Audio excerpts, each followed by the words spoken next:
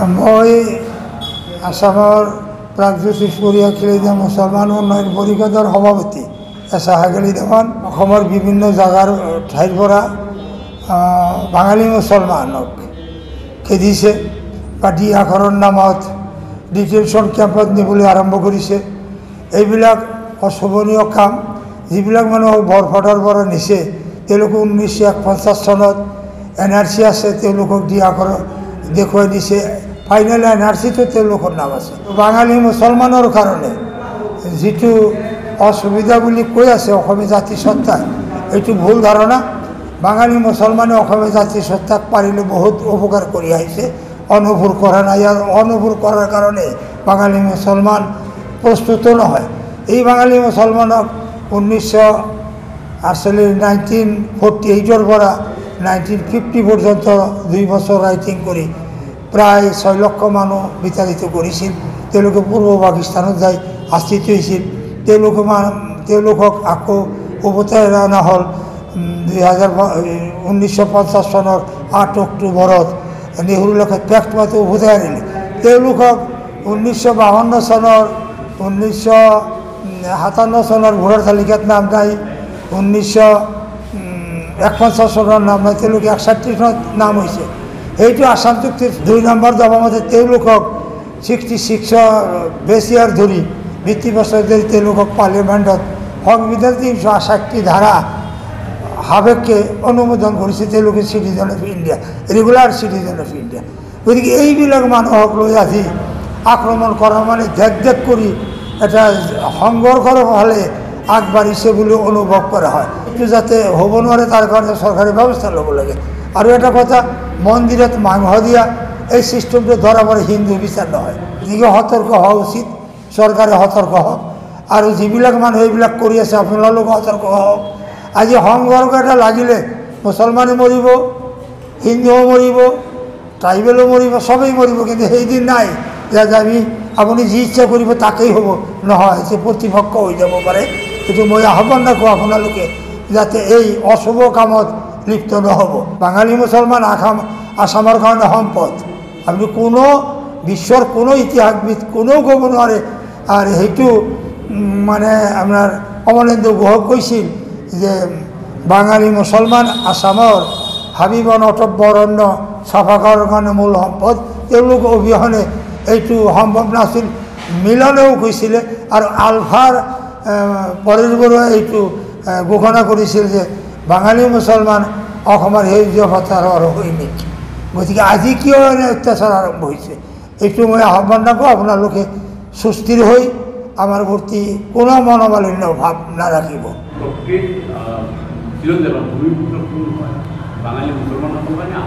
আহোমৰ লগত আমাক কিয় তুলনা কৰে? আহোম আহিছে 12-13 শতিকাৰ মানুহ, আৰু আমি হৈছে খ্ৰীষ্টাব্দ পূৰ্ব মানে 3250 বছৰ আগত আমাৰ সভ্যতা আৰম্ভ। আৰু তাৰো 50,000 বছৰ আগত আমাৰ মানুহ বৰ্বৰ জীৱন ব্যৱস্থা লৈ ইয়াত আছে। মহাপুৰুষলৈ ধ্বংস গৈছে, যিখিনি আছে সেইখিনিয়ে এই দেশটো সৃষ্টি কৰিছে। গতিকে আহোমৰ লগত আমাৰ তুলনা নহয়, আমাৰ লগত কাৰো তুলনা নহয়। আৰু আহোমৰো বহু পিছত প্ৰায় 100-200 বছৰ পিছত ব্ৰাহ্মণ কলিতা এই কেৱট এইবিলাক মানুহ আহিছে। এইবিলাক মানুহতো কামৰূপৰ মানুহ নহয়, প্ৰাগজ্যোতিষৰ মানুহ নহয়, ইণ্ডিয়াৰ মানুহ নহয়। এতিয়া তেওঁলোকে ভাৰতীয় নাগৰিক। কিন্তু তেওঁলোকে ভাবিছে যে এই বাঙালী মুছলমানৰ ভিতৰত বুদ্ধিজীৱীও নাই, ইতিহাস ঘাটা মানুহ নাই। আমি যি ইচ্ছা তাকে কৈ দিল্লীৰ আইন বনাই এইবিলাক মানুহক মাৰি দিম। এইটো নহ'ব। বন্ধুসকল, আপোনালোকক আহ্বান দিছোঁ, সেইদিন গ'ল। এতিয়া ভাতৃত্ববোধেৰে চলক। আমি আইন আৰু সাহিত্যৰ জগতে দি ৰেডি হৈছোঁ। আমাৰ দেশ আমি ৰক্ষা কৰিম। প্ৰত্যেকখিনি যে বাঙালী, প্ৰত্যেকখিনি যে মুণ্ডা, প্ৰত্যেকখিনি যে প্ৰাচীন দামিল, প্ৰত্যেকখিনি যে দামিলসকলৰ ট্ৰাইবেলৰ গোড়া, ট্ৰাইবেলৰ আগৰ মানুহ এইবিলাক দামিল, সেইবিলাক তেওঁলোকক মিলেচ্ছ বুলি কৈছে, সেইবিলাক মিচ্ছ বুলি কৈছে। এইবিলাক প্ৰকৃত খেলি দিয়া। মিয়াৰ কোনো সংজ্ঞা নাই। মিয়া শব্দটো হৈছে, আমি কৈছোঁ, এইটো ভদ্ৰ,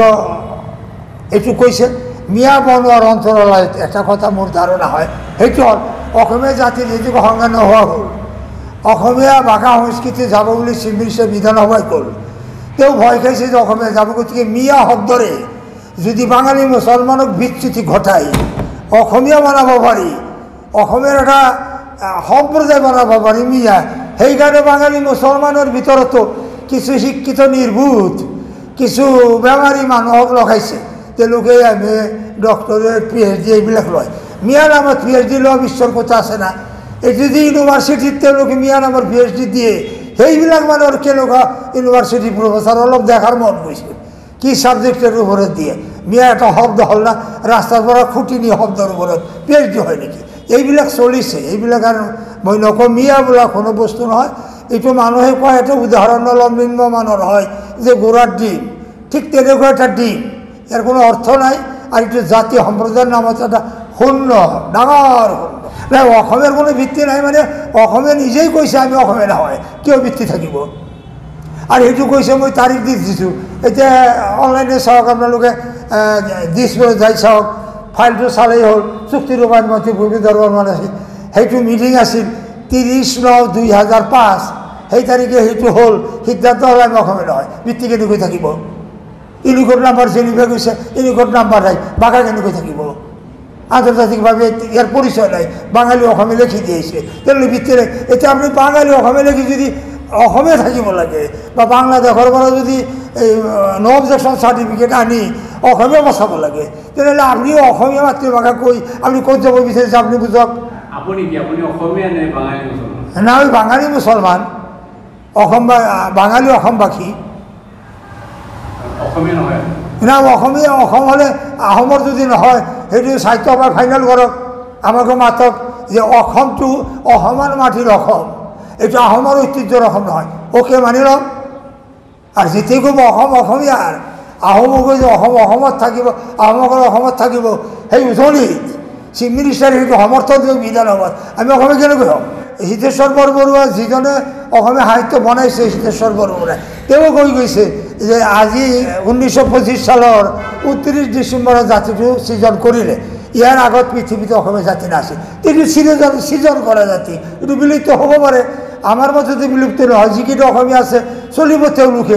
এতিয়া হেমন্ত বিশ্ব শৰ্মা ডাক্তৰ হেমন্ত বিশ্ব শৰ্মা মাননীয় মুখ্যমন্ত্ৰী কেনেকৈ কয় সেইটো তেওঁ সুধিব লাগিব মই নাজানো কিন্তু মই জানো অসমীয়া জাতি থাকিব কিন্তু তেওঁ বিলুপ্ত হোৱাৰ কথা কিয় কৈছে সেইটো কৈ বাঙালী মুছলমানক বেছি বুজাব খুজিছে কিন্তু বাঙালী মুছলমান নহয় হেমন্ত বিশ্ব শৰ্মাই বুজা উচিত যে 1971 পৰা 91 চনতেই অসমত 30 লক্ষ বাঙালী আছে আৰু 1931 চনত মানে 40 লক্ষ ক্ৰছ কৰিছে আৰু এতিয়া 1 কোটিৰ ওপৰত বাঙালী জাতি মানে আসামত আছে 50% ওপৰত বাংলাভাষী মানুহ আসামত আছে গতিকে তেওঁ সেই বাঙালীক নকৈ তেওঁৰ ভাষা বিলুপ্ত হ'ব কৈ হিন্দু জাতীয়তাবাদীক চেতনা কৰি পাৱাৰত যাব পাৱাৰত কেনেকৈ যাব ট্ৰাইবেল তেওঁৰ নাই বাঙালী মুছলমান তেওঁৰ নাই অসমীয়া মানুহৰ 50% নাই কংগ্ৰেছমুখী হৈছে আহোমবিলাক বেক হৈছে তেওঁ আহোমৰ থান বা নোহোৱা কৰি দিছে ডেলিমিটেশ্যনত বাঙালী মিছলক ডেলিমিটেশ্যন নোহোৱা কৰি দিছে আজি ধুবুৰীত 28 লক্ষ মানুহ 27 লক্ষ মানুহ দিয়ে এটা চেণ্টাৰ আৰু বৰপেটাৰ চেণ্টাৰটো 12-13 লক্ষ মানুহ এটা চেণ্টাৰ এই 5 কোটি টাকা এই 12 লক্ষ পাব আৰু 27 কোটি মানুহে এই 5 কোটি টাকা পাব এইটোতো চিফ মিনিষ্টাৰৰ বিচাৰ গতিকে এনেকুৱা চিফ মিনিষ্টাৰৰ জাতি থাকে না থাকে এইটো আমাৰ বাঙালী জাতিৰ বিচাৰ্যৰ বিষয় নহয় নহয় হিমন্ত বিশ্ব শৰ্মা খিলিঞ্জা নহয় বুলি খালি কি মই কোৱা নাই হিমন্ত বিশ্বৰ বংশধৰ আৰু যিবিলাক 39টা জাতি ইউৰোপৰ পৰা যিবিলাক মানুহ আহিছে খ্ৰীষ্টাব্দ 1000ৰ পৰা খ্ৰীষ্টাব্দ পূৰ্ব 6 খ্ৰীষ্টাব্দ 1000 খ্ৰীষ্টাব্দ পূৰ্ব 1000ৰ পৰা আহি আপোনাৰ ইৰাণ তুৰ্ফান নামৰ ঠাইত তেওঁলোকে স্থিতি লৈছিল তাৰে পৰা খ্ৰীষ্টাব্দ 6ত আহি আমাৰ হিন্দু দ্ৰাবিড়ৰ দেশত নামিছিল তাৰে পৰা যুদ্ধ কৰি তেওঁলোকে বহিছে এই 29টা জনগোষ্ঠী তেওঁ এটাও খিলিঞ্জা নহয় ইয়াত খিলিঞ্জা হ'ল 20টা জনগোষ্ঠী আবিৰ আৰু অষ্টিক আৰু তাৰ পিছত আহিছে ট্ৰাইবেল আৰু পশ্চিম অঞ্চলত আহিছে ট্ৰাইবেলৰ আগত আহিছে এই যে এইবিলাক যে মই ক'লোঁ আৰ্য তেওঁলোকে এটা কথা আপুনি মনত ৰাখিব যিবিলাক জনশূন্য ভূমিত পদাৰ্পণ কৰা নাই তেওঁলোক খিলিঞ্জা নহয় এতিয়া হিমন্তই হওক চিফ মিনিষ্টাৰ হওক প্ৰাইম মিনিষ্টাৰ আজি যিজন প্ৰাইম মিনিষ্টাৰ তেওঁ খেলি হয় চাহিম বংশৰ মানুহ তেওঁলোকে ইৰাকৰ দক্ষিণ ফালে উত্তৰ ফালৰ পৰা অহা মানুহ তেওঁলোক আৰ্য তেওঁলোকে আমাৰ ভাৰতবৰ্ষৰ মানুহ দ্ৰাবিড় নহয় তেওঁলোকে কওক প্ৰাইম মিনিষ্টাৰ আজি নৰেন্দ্ৰ মোদী দ্ৰাবিড় কৰাক নাই ইতিহাস নাই তেওঁলোকে ইতিহাস বনোৱাৰ কাৰণে ইউনিভাৰ্চিটিত ঘূৰি আছে দ্ৰাবিড়ৰ ওপৰত ইতিহাস বনাব নোৱাৰে ইতিহাস তৈয়াৰ কৰিব নোৱাৰি ইতিহাস হৈ আহে অট'মেটিক ইতিহাস হৈ আহে গতিকে আমাৰ ইতিহাস হৈ আহিছে আমি আদিমূল মানুহ বাঙালী আদিমূল মানুহ আমাৰ দ্ৰাবিড় আদিমূল মানুহ আমাৰ গংগাৰেড্ডি আদিমূল মানুহ আমি বঙাল আদিমূল মানুহ বাং আমি অং পুন্দ্ৰ বঙাল এই জাতিগোষ্ঠী আমি প্ৰতিষ্ঠিত ভাৰতবৰ্ষৰ প্ৰথম মানুহ এই মানুহৰ লগত কোনো জাতিৰ তুলনা নকৰাই ভাল আৰু কোনো সাংবাদিকে যেন আমাক ইনচাল্ট কৰি কোনো কথা নকয় নাই সন্দেহযুক্ত নাগৰিক সেইবিলাক বুজা নাই সাংবাদিকসকলৰ অধ্যয়ন নাই একো নাজানে কৈ আছে লোকবিয়ালত যাৰ যাৰ ভাষা লিখিব সংবিধানে কৈছে নিজা নিজা মাতৃভাষা লেখা মই বাংলা ভাষী লিখিম কোনোবাই বাঙালী লিখিব কোনোবাই হিন্দী লিখিব অসমীয়া ভাষাই কোনো অসমীয়া লিখিব কি আহোমবিলাকে আহোম লিখিব পাৰে ট্ৰাইবেল বড়োবিলাকে বড়ো লিখিব গতিকে ইয়াত কোনো বাধা দিয়া কোনো দাদাগিৰি কৰা ইয়াত কোনো আক্ৰমণ কৰা সেইদিন নাই এইটো কোনেও সহ্য নকৰিব আজিকালি পৰুৱা কৰা সময় নেকি এইটো যাৰ যি ভাষা সি লিখিব মাৰ যিটো ভাষা মাৰ লগত বেইমানি নকৰিলে হ'ল নাই ৰাজ্যিক ভাষা অসমীয়া মাতৃভাষা আমাৰ বাঙালী মোৰ মা বাঙালী বাবা বাঙালী দাদা বাঙালী আমার পূর্বপুরুষ বাঙালি পূর্বপুরুষ গঙ্গারেড্ডি পূর্বপুরুষ দ্রাবিড় পূর্বপুরুষ আমার কর্মী সমাজ আমি প্রতিষ্ঠিত ভারত প্রতিষ্ঠিত মানুষ আমি কিয় কালি হয়েছে যাতে 80 বছরে হওয়া নাই জাতি হয়েছে আকৌ তেওঁলোকে কৈছে আমি অসমীয়া নহয় অসমীয়া বনাই আৰু কয় অসমীয়া নহয় কালি অসমীয়া কম কয় আমি বাকী নহয় কি বাকী হিন্দী বাকী আমার অবস্থা কি হ'ব আমি কিয় মানুহৰ পিছে পিছে দৌৰিম আমার ভাষার কৃষ্টি কলার সংস্কৃতি আছে 4-5 জন 6 জনের উপর দেখি বাংলা এই মানুষ নোবেল বঁটা পাইছে কোনো জাতি পাইছে নাকি নাই আহোম তো খিলিঞ্জান হয় আহোম পুৰণা মানুহ ইণ্ডিয়ান তেওঁলোকৰ অৱদান আছে তেওঁলোকে হাত ৰজা মাৰি অসম বনাইছিল আসাম বনাইছিল বা তেওঁলোকে বংগত থাকিছিল এটাচ হৈছিল আকৌ থাকিলে তেওঁলোকৰ চিফ মিনিষ্টাৰ থকা অৱস্থায় আসামত যিটো শাসন দি গৈছে এক্সেলেণ্ট শাসন দিছে কোনোবাই ভুল কৰিছে নকৰা নাই এইটো ভুল হয় এইটো মই গ'লেও ভুল হ'ব কিন্তু সেইবুলি আহোমৰ অৱদান আছে কিন্তু সেইবিলাক ব্ৰাহ্মণ কলিতা কাইছত তেওঁলোকে কি কৰিছে তেওঁলোকে আহোমৰ লগত চলিব নেকি আহোমে অসমে জাতি বনাইছে আহোমৰ ভাষা সৃষ্টিকলা কৈছে আহোমৰ ভাষা হ'ল তাই আহোম তেওঁলোকে অসমীয়া ক'ৰ পৰা পালে শব্দবিলাক ক'ৰ পৰা আনিলে আহোমক সোধক তেওঁলোকে আহোম ভাষাটো যে বাদ দি যিটো অসমীয়া মানে অসমীয়া শব্দবিলাক ক'ৰ পৰা পালে হিতেশ্বৰ বৰ্মনে কৈছে 1925 সালেৰ আগত অসমীয়া ভাষা অসমীয়া জাতি পৃথিৱীত নাছিল জাতি যদি নাই ভাষা ক'ত থাকিব তেনেহ'লে 1925 সালের পিছত এইবিলাক হৈছে 18 শতিকাত জনসনে বনাইছে এই ভাষাটো কোচবিহাৰৰ পৰা মিছন কৰি শব্দ ক'ৰ পৰা পাইছে